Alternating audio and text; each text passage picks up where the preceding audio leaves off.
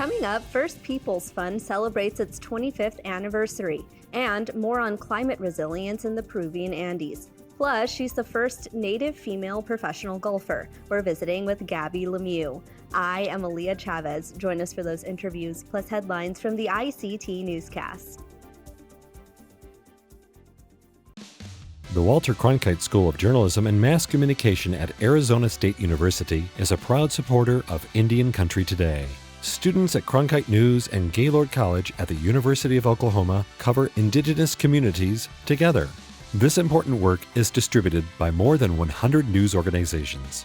This collaboration provides a much-needed boost to coverage of Native American communities nationwide. Learn more at cronkitenews.azpbs.org.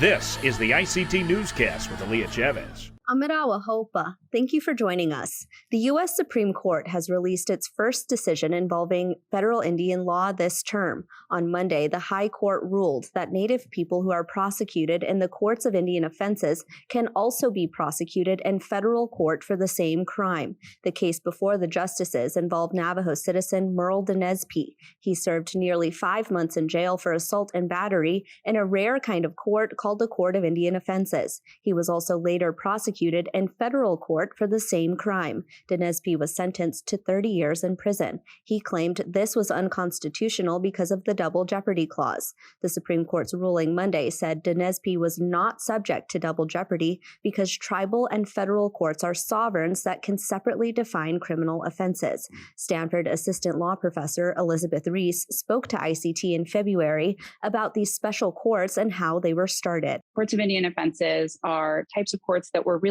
set up by the federal government to provide the equivalent kinds of prosecutions that a tribal court would be doing, but for those tribal communities who were either too small or financially incapable of taking on that authority themselves. The 30-page opinion was written by Justice Amy Coney Barrett. Well, there's a new push to phase out single-use plastics. On World Oceans Day last week, Interior Secretary Deb Haaland said her agency will end single-use plastics on public lands by 2032. This includes food and beverage containers, straws, and disposable plastic bags. Instead, she suggested bio-based plastics, which are more sustainable, and reusable options are also being suggested. Haaland said the Interior Department has a, quote, obligation to play a leading role in reducing plastic waste. Estimates show at least 14 million tons of plastics pollute the ocean each year. In Oregon, an indigenous farmer is using time-tested solutions to combat drought. Last summer, a drought punished the central part of the state. That was when Inupiaq citizen Spring Alaska Shriners Irrigation District stopped delivering water. This year is looking worse, so Shriner is switching things up. She is all set to use dry land farming to grow the Three Sisters, corn, beans, and squash. The practice has been used by indigenous farmers in semi-arid regions for thousands of years. It relies solely on rain and snowmelt to grow crops. The plant's resilience, coupled with indigenous cultivation knowledge, is giving Shriner confidence, even in the face of Oregon's drier future. The farmer says she'll also look to secure grants to bring in new tech to improve efficiency. An Alaska Native tribe is nominating the Pribilof Islands area for protective sanctuary status. Representatives from the Aleut community of St. Paul Island say the area supports stellar sea lions, northern fur seals, and other marine life. The National Oceanic and Atmospheric Administration announced last Wednesday that it agreed to add the nomination for consideration. The agency said this is not a guarantee it will become a marine sanctuary. In a statement, the president of the Aleut community of St. Paul Island says it wants the designation. The tribe would like to co-manage the marine area. Well, the hit television series Reservation Dogs has picked up another prestigious award. Last week, FX's Indigenous-centric comedy, co-created by Taika Waititi and Sterling Harjo, was presented a Peabody Award. We making them drop when the Glock go pop, pop, pop. Bullets can't be stopped. That line them in chop when the Glock go pop, pop, pop. The show features an all-Indigenous writers' room, directors, and series regulars. It follows 4 Native teens in Oklahoma as they rob and steal their way to new adventures. In his pre-recorded video acceptance speech, Harjo, who is Seminole and Muskogee Creek, spoke about expressing authentic experiences. And just to be able to tell these stories and to share our lives through reservation dogs, I think that's where the magic comes from, because they're real stories and they're about real people. And FX gave us the freedom to do that. So, really thankful for that. Reservation Dogs kicks off its 2nd season on August 3rd. And those are the headlines for the ICT Newscast. Coming up, meet a native pro golfer and climate resilience in the Peruvian Andes. But first, a major organization celebrates its 25th anniversary. We'll be right back.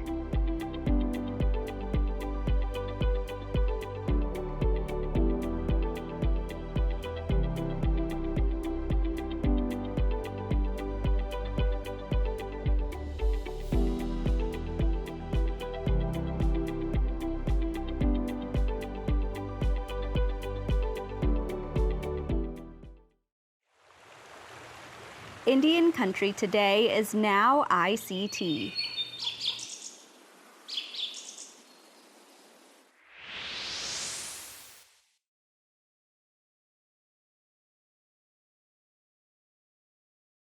First Peoples Fund is celebrating its 25th anniversary in a special way. It will host a multi-day festival called We the Peoples Before from June 30th to July 2nd. The event will be held at the John F. Kennedy Center for the Performing Arts in Washington, D.C. Lori Poyer is the founder of First Peoples Fund, and she joins us today. Hi, Lori, and congratulations. So this event just has a jam-packed schedule. Tell our viewers what they can kind of expect from this. Yeah, We the Peoples Before speaks to the diversity of nations, cultures, language, philosophies, spiritual traditions, peoples, and practices rooted in land territories that flourished across North America long before the founding of the United States and the U.S. Constitution. And the We the Peoples Before was inspired by, the title was inspired by Jefferson Kill, who's a member of the Chickasaw Nation during his time as chair of the National Congress of American Indians.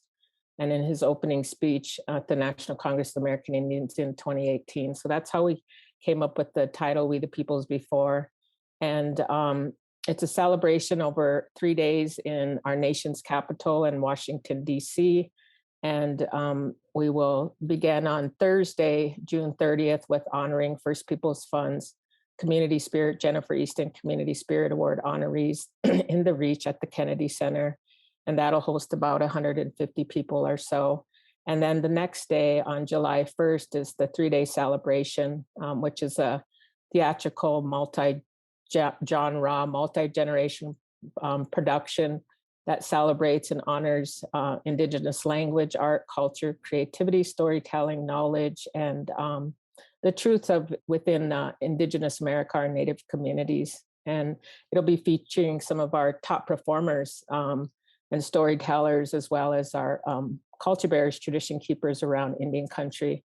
And we'll be basically reframing, this country's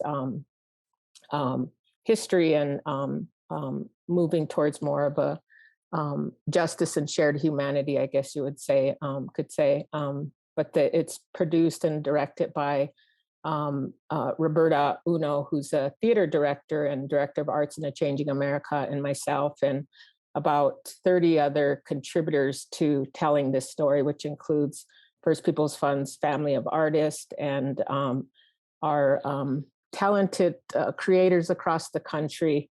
Mary Catherine Nagel is one of the contributors to the story, as well as U.S. Poet Laureate Joy Harjo, and it's basically taking us on the story of the 4 directions, the journey through the 4 directions, sky and earth.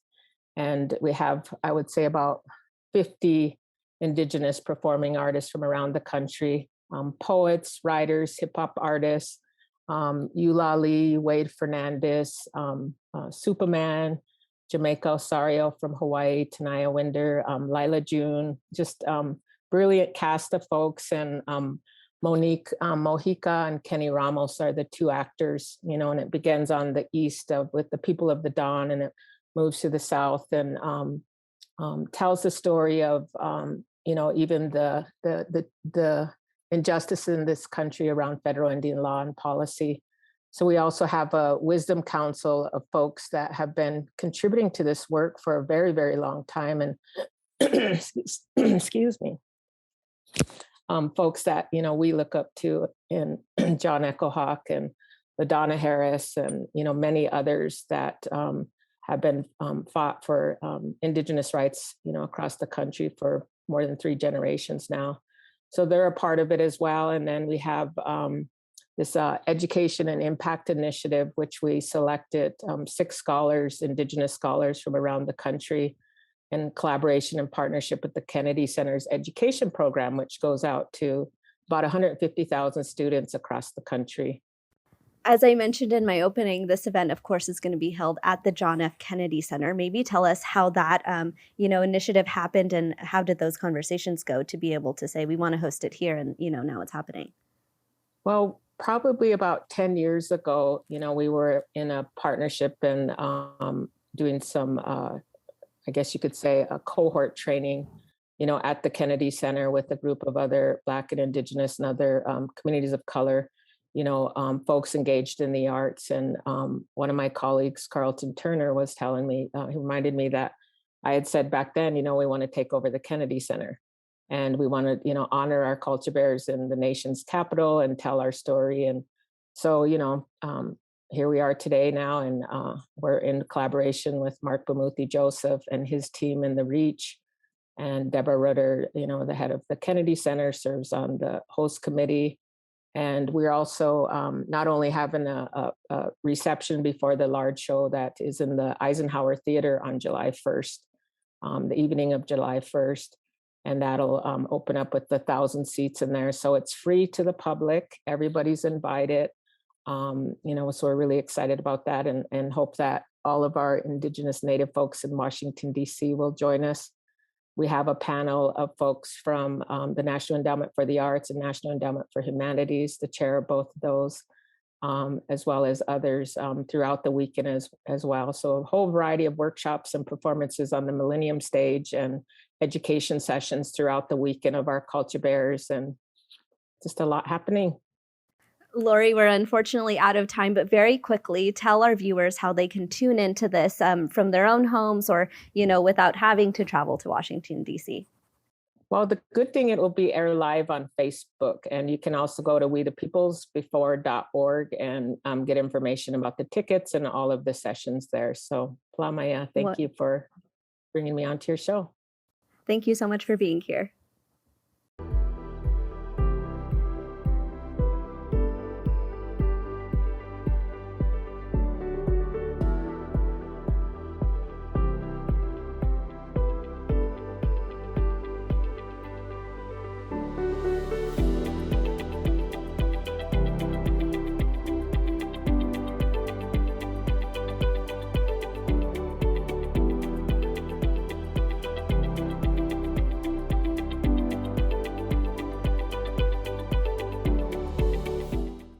Gabby Lemieux is a professional golfer on the Epsom Tour, which is the developmental tour for the LPGA. This Shoshone Paiute citizen is the first Native woman on the Pro Tour. Welcome, Gabby. Hi, how are you? Thanks for having me. I'm doing well. Thank you so much for being here. I just want to start off because you recently played in the U.S. Open. Tell us about that experience and maybe recap what your favorite parts were.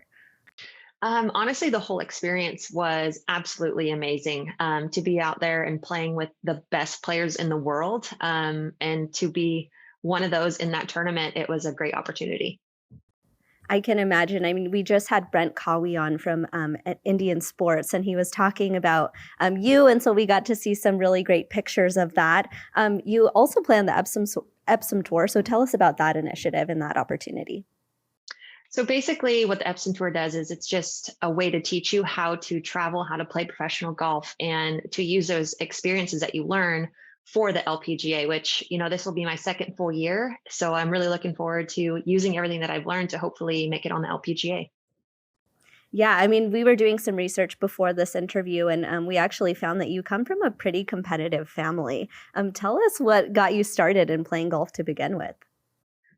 So my dad was the first one that got me into golf. We definitely played other sports growing up, basketball, volleyball. I mean, we played absolutely every single sport. But I probably hit around maybe age 14 when I realized that I loved golf and that going to college was going to be an opportunity for me. And golf was just the one that stuck out. And you did get the opportunity to actually play golf in college. Tell us about that. Yeah, I ended up going to Texas Tech University and on a full golf scholarship, which was probably the best opportunity that I could have had because I was, I took advantage of everything that I had there, which I became Big 12 Player of the Year and number one in the country for a little while. So I made sure that I took, every opportunity and every chance that I had during college. To play at, really high levels like that, it takes a lot of discipline. Maybe take us through, what discipline looks like in your own life and, how that translates into the game that you play.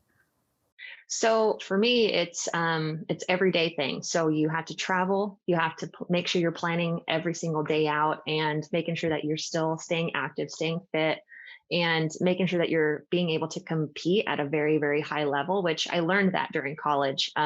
To compete at that high level and to transfer that into professional life is challenging still. I'm still learning, but I'm loving every second of it. Yeah, and I want to talk to you about mentors because I understand there's a pretty well-known face that we all know and love who has, supported you along your journey. Tell us about him.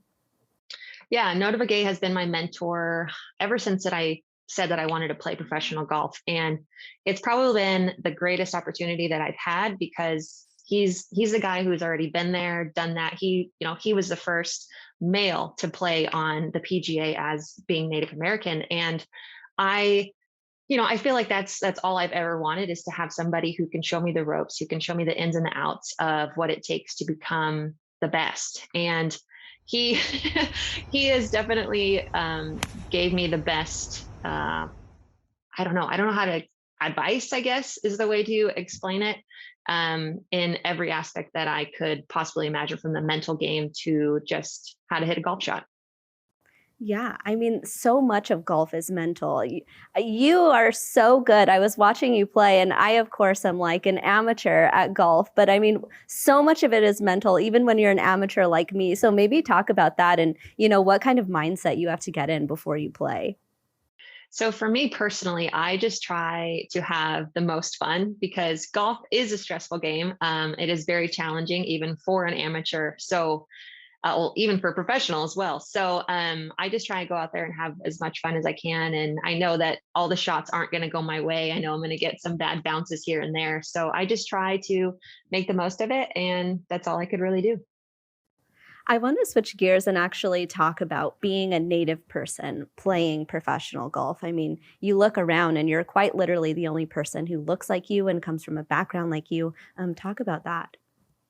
I love it. All the support that I get from Indian Country is unbelievable. My sponsors, Amarin, Dixon Golf, and Nike N7, they are so special to me. They have given me the opportunity to be out there, to be that one and support me. And I couldn't explain the feeling because it's like I want to make sure that I'm the first. I'm taking all those bruises and I'm bleeding out here for hopefully to help the next generation behind me. And I'm hoping one day I'll be that mentor, just like how Nota Begay is for me.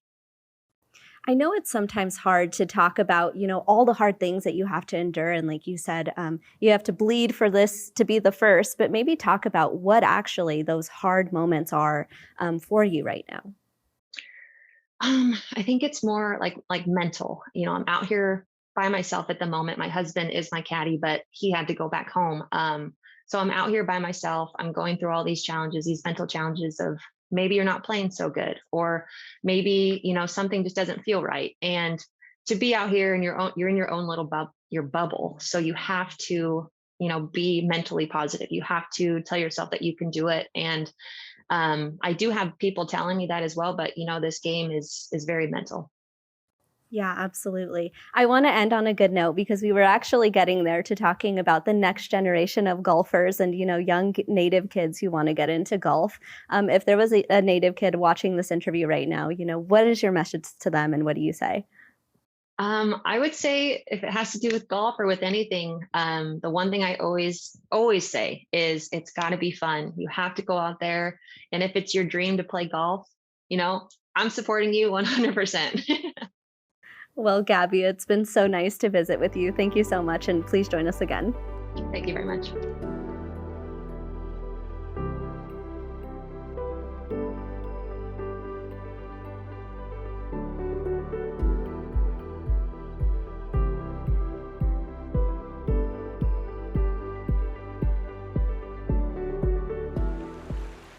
Indian country today is now ICT.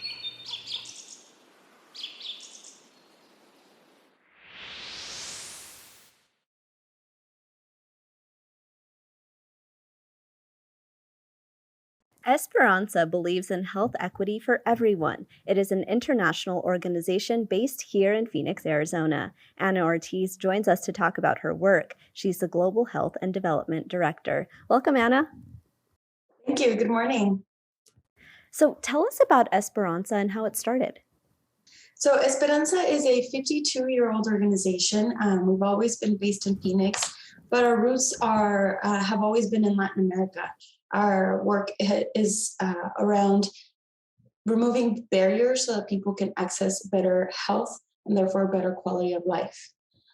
So our work has always been with the bottom line of improving health for everyone, either through community development projects such as access to clean water, safe housing, food security, or through other more tangible things as well as like health education, nutrition education, and access to care. What kinds of current initiatives are you working on, and which countries are you working on those initiatives at? So currently we have indigenous nonprofit partners in Peru, Nicaragua, Bolivia, Ecuador, Mexico, and Mozambique. And we also have a really strong program here in Maricopa County. Some of our current initiatives, for example, here in Phoenix, we developed a strong program during COVID-19 that's called Stove to Table, where we have a garden, we grow some harvest from that garden. We, through the use of volunteers, we cook nutritious meals for seniors that live in HUD housing. A lot of them are living with chronic disease like diabetes and therefore need a specific type of diet to kind of bring down their numbers and improve their health overall. So through that program, we deliver 200 meals a week to seniors living in HUD housing, most of them living on limited income. And abroad, one of our programs that we're really, really proud of as well, in Peru, we've helped an indigenous community that lives at the top of the Andes Mountains, the Queros community. It's very, very cold and climate change has, it's affected everyone, but for a community that lives instilled like the traditional customary ways of, stone houses with thatched roofing, it's become increasingly difficult. So we've been working with them for the last couple of years at their invitation to kind of update their housing so that they can be warmer, they can be healthier, they can be safer. Yeah, I mean, so much of the work that we're seeing and so much of the news that we're reading, especially in Latin American countries, really talks about health disparities. And I've been reading a lot of health disparities for women and girls specifically. So I'm really curious if any of your initiatives work to improve the lives of, women and girls. Oh, definitely. I think one of my favorite is maybe the ones that are less obvious ways of helping women and girls. And one of those is our water program in Nicaragua. This program has been in place for over 20 years. It's really, really strong. Our partner organization there really are experts in water. And through helping the community build their own water systems, families then have access to a water spigot in their home, therefore alleviating women from having to go fetch water, allowing girls to, study longer, to go to school. They don't no longer have to carve out so much time in their life to do this chore, this necessary chore, because now they have the luxury of clean, potable water at home. Because Esperanza is located in the United States and you're serving countries that are located very far away, what are the advantages to, that kind of setup? I love that question. This is actually the foundation of our model for Esperanza, because it does no good for me, growing up in Arizona, living in Arizona, to go to a different country and tell them how to do things. That kind of ignores context, ignores local knowledge and all those things. So our strength is in leveraging partnerships with nonprofits that are run by people that are from there. So in each of the countries in which we work, we call it grassroots relationships, because the leaders and the people that run the organization are from those communities. Therefore, they know the issues, the priorities, the resilience, the resources on how to fix these things. So my job, really, our job at Esperanza, is to listen and help them scale up the work that they do. So we support them in doing it better and doing more of it so we can help more people. Well, Anna, I've so enjoyed this conversation. You'll have to join us again to talk about new initiatives. Thank you so much. Happy to do so. Thank you so much. And that's a slice of our Indigenous world. For more news, visit IndianCountryToday.com. From all of us in the newsroom, stay safe, my relatives. I am Aaliyah Chavez. Sometimes you got to take a stand just because you know you can. Oh, you got to run, you got to run.